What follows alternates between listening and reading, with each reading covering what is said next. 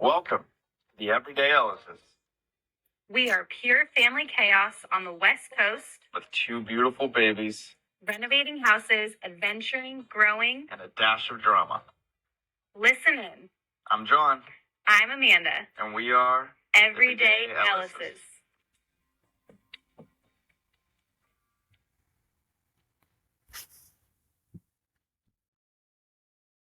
Hello, everybody. Hi. So, we have an interesting topic today. It's kind of woo-y. I think we believe that everything's based on energy. People have vibrations. As you try to level up in life, your vibration's different. You walk into a room sometimes and you are attracted or unattracted or pushed away or polar opposite or flow with all these different people and energies, right? And oftentimes when people try to grow in life, what they're essentially trying to do is change their energy. When that happens, the environment around them recognizes that change, them trying to raise their vibration, and will react to them appropriately, whatever that means for their environment. Sometimes what that means, family members don't like it, and the reaction of their environment is crabs trying to pull you back down. Sometimes it's a vibration of someone recognizing you, trying to raise your vibration, and they try to pull you towards their vibration, which is exhausting for you because now you're moving up at a faster rate than you ever have, literally over the course of 10 minutes, 2 hours, 2 weeks, all right? As you get information poured into you, it starts to become exhausting. Being around those people is, without a doubt, a good thing for you, but it's almost like a coach or a drill sergeant telling you to keep going, and you're just like, I just can't do anymore, because you're not used to that vibration.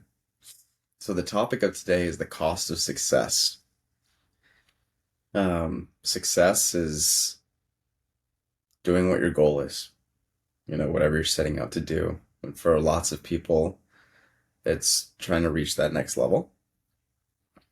And what do you think your cost of success is? Because if you're like us and you believe in manifesting an energy, then whatever you think your cost of success is, it's gonna be at least that. But if you in your mind think it's less to get to a certain level, it very well may be. If you say it's gonna take 10 years, it'll take 10 years. If you say it's gonna take 1, it'll take 1. I truly think that I hated myself on a lot of levels and had a lot of insecurities when I was younger. Thought the only way I could be worth something in this planet was some great sacrifice. And so in order to get my career job as a firefighter, which I'm not sure I was physically built for, I had to sacrifice a hip.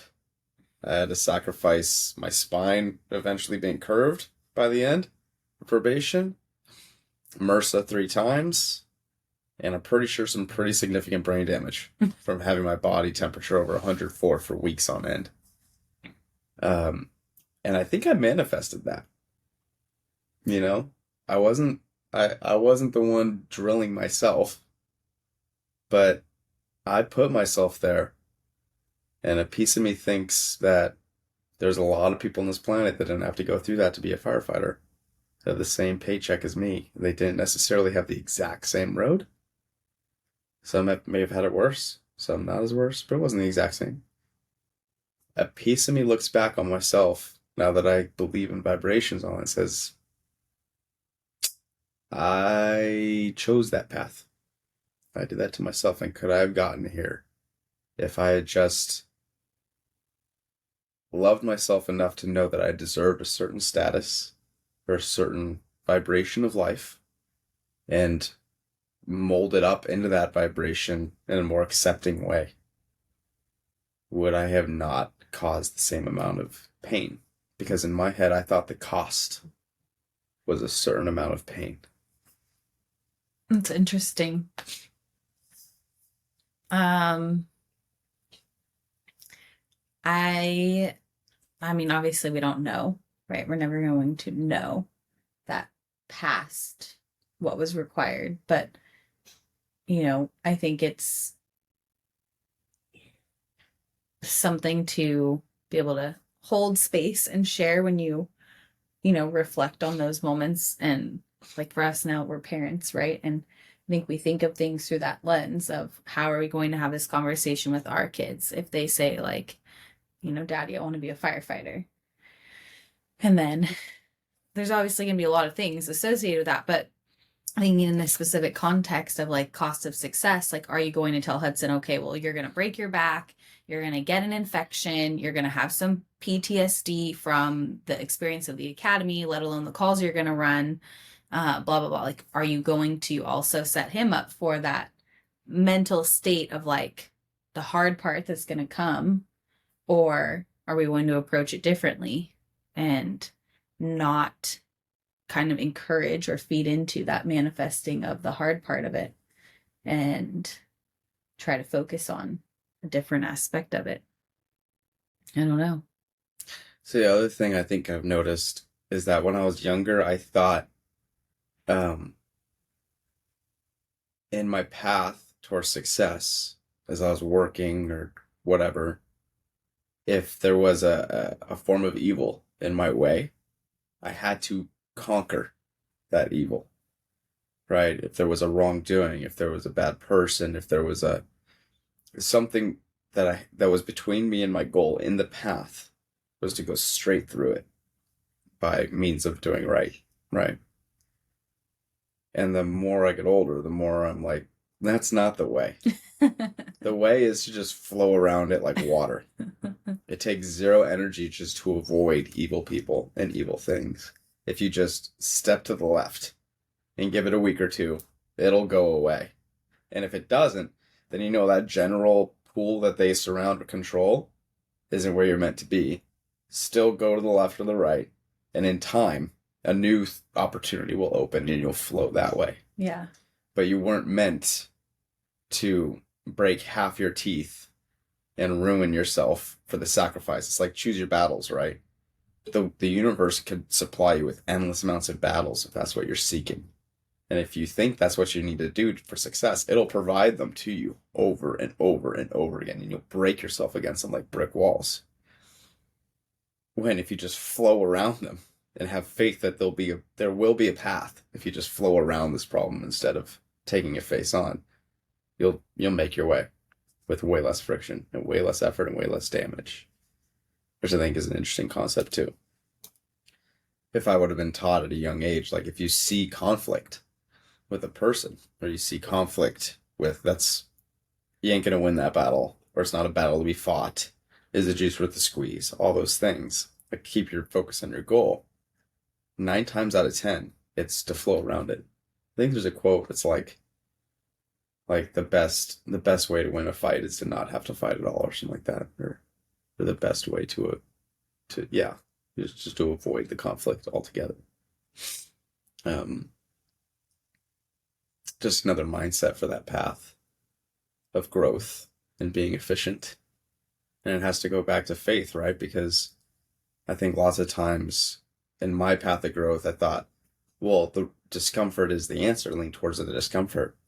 And that's yes and no. I think discomfort is the direction. But it's not like a ratio where if you do 10 ounces of discomfort, then you'll get 10 ounces of reward. It's just discomfort is the direction. And then how fast or efficiently or amount of energy you spend getting there is neither here nor there. Getting from X to Y to Z is up to you and how you choose to use energy to get there, which I think goes against modern understanding of energy, I think. Yeah, I just think over time, sometimes we get distracted and we're not, in tune with those things. That is the juice worth the squeeze, like is one of Jon's very first impressionable quotes when we first started dating. We were 20 and we're making a shirt out of it. But also it's as you're navigating through life, you don't know, like, well, the juice is worth a squeeze, but I have to do this. It's hard to figure out, like, am I going to flow around this? Or is this one of those times I have to pick up the heavier weight and do the harder thing, confront the bully, whatever? It's hard to know. It's hard to know. And it reminds me, there's some books. So every now and then, Jon and I will like listen to a book together. And there's another book that I was talking to you about like physical pain manifesting from emotional, mental stuff. And that's going to be the next book that we listen to together. So when we do, we're definitely going to do a podcast on that. So stay tuned for that. And maybe we'll like do a small book club. But yeah, I don't know. I think from just what you said in the beginning, it's a mindset piece too. Like you're going to maneuver through hard things, and what is your team supporting you as you are rising through those levels of each step to get to success of whatever it is. It could be a hard conversation with parents. It could be building a fence in your backyard. It can be a parenting decision with your toddler. It could be a career move. And it's hard when you don't have all the layers of support as you're rising through those layers, taking those steps. And I think that's where things really start to come off the rails, because then your mindset just unravels.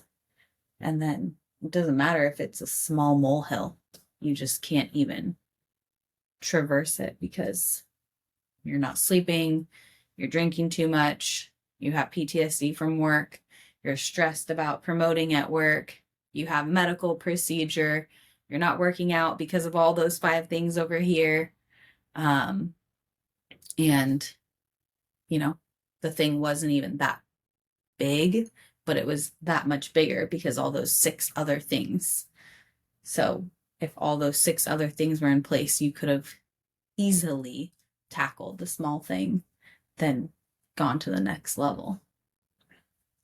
So there's a book that I love. It's called The Wealthy Gardener. And there's a part of it where he says, I think he's talking to his son in this part of the book. And he's like, what would you focus on if you were in your late teens, early 20s? Would you focus on learning business? Would you go to college? Would you go to real estate? Go into business or whatever? What would you do? And his opinion was, he's like, after living a long life of seeing patterns that are unarguable to me, that there's greater powers in this world and good energy and manifesting. And he said, I only truly learned how to utilize this power in the last couple decades of my life. The last decade of my life. Imagine if I had learned how to truly utilize that power at the beginning of my life, and how that would have compounded for me in those middle decades. So his opinion of this very wise man who's done very well for himself, in his rearview mirror, he said, wouldn't it be interesting to spend those first years of your life spending 10,000 hours learning how to manifest? And then through self-improvement and love and education and involvement and all these things that bring your good energy to a vibration that connects you throughout your environment in a good way, what couldn't you manifest for yourself? Just through relationships and energy with your surroundings. To the point where, could you manifest yourself winning the lotto? Solve all your problems. Go from 0 to whatever it is, $100 million or $500 million of energy at your control and disposal without any physical pain. Can your brain conceptualize that? Or what does your brain say when you hear that? Oh, it's impossible. You couldn't do that. And your brain thinks, I can't even picture what kind of money is. What would I do with that? Isn't that the key? Because the universe doesn't like voids, right? If you have the capacity to move $100 million, you know how to do it. You know what would happen with every single penny. You know where it would go for yourself, your family, and your environment to help out everyone in a healthy way, the way the universe wants that energy to go. If you had that ability, kind of like a multi-billionaire who went bankrupt and then 3 years later somehow is a multi-billionaire again, how is that? It's because they have the ability. There's a vacuum, and the world puts money back into them. What if you build the ability first? If you build the ability first and you create a vacuum, the universe will inject that value into you.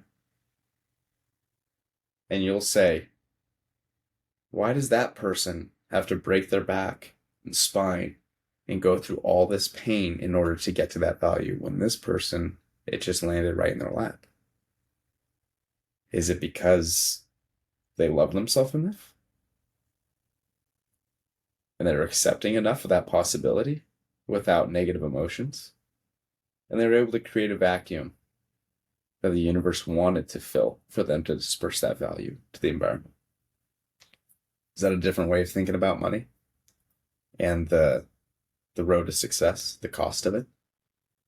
Is the cost of success this negative energy that a lot of us think of? Or is it really just being the tool, that the positive energy tool that the universe wants you to be before it'll give you the tool you need to actually disperse it? Yeah, I think you're touching on like something we talk about is how, now in this era for us, we're more spiritual. So we raise our kids to be more spiritual and open-minded. So how different their life will be because of that.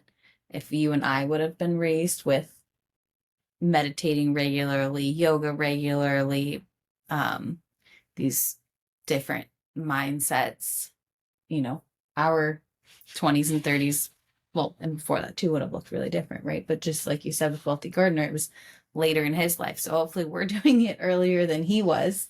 And then we'll teach our kids, to do it earlier, and it will be a way of life. And the cost of success, I still think there's always going to be something. Something positive or negative? I don't want to say negative, but something. So like, as you level up, maybe you lose a friend. See, there's the interesting thing, right?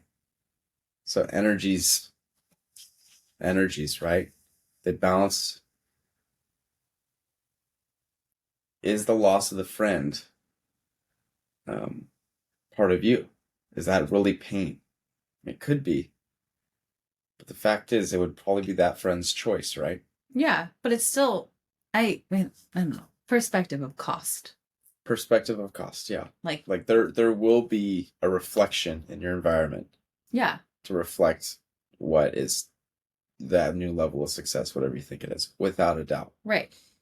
And it will probably be exponential because of the rate of rise. Right. If you're going as fast as we're talking about. Right. So you don't have to say it as cost of success. You could say, changes. Symptoms of. Right. But all that, I think, inevitably will happen. But if you choose overnight to accept all these realities of what that new value looks like and is, Mm-hmm. if you give up everything you are today to have what you want to be tomorrow and truly embody that concept, then it would be like the flip of a switch. And how much pain would there really be? If you wanted to be that next person, it would just be a mental decision to say, this is what my life is now. Yeah. If you truly grasp the concepts of what comes with all that, there shouldn't be a painful road. You don't have to transact pain for success. I can't wait for you to listen back to this podcast and hear your own Maybe I'm just talking to myself. advice. It's kind of nice. I love it. Thank you. Thank you. Bye.